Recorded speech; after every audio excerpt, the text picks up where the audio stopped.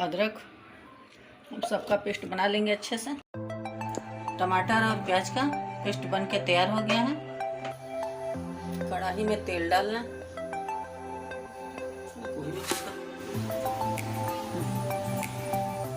इसमें हम अब नमक डाल रहे हैं।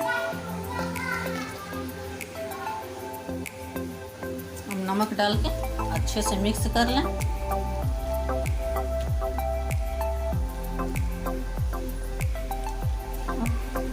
पकौड़ी बना लिए और कढ़ाई में डाल रहे हैं।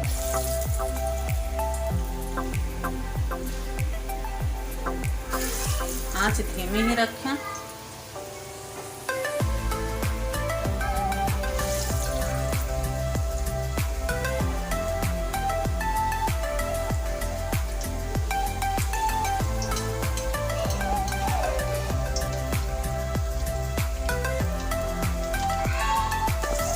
इसको पलट लें।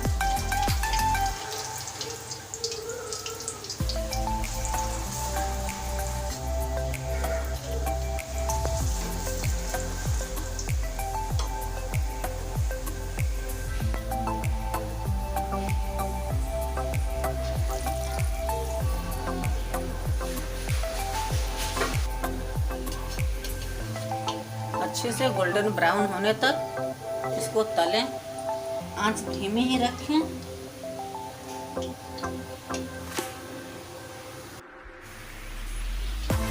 पकौड़ी तैयार हो गई।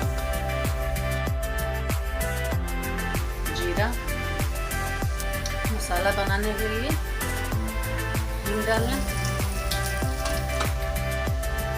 लौंग 2 लौंग डालें। दालचीनी, तेजपात, 2 लाल मिर्च।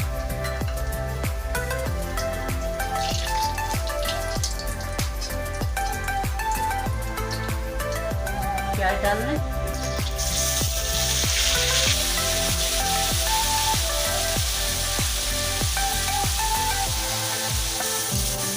प्याज के अच्छे से भून लें।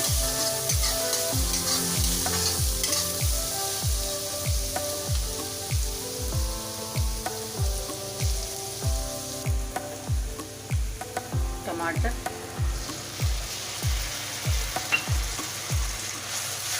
इसको भी डाल के अच्छे से भूजें।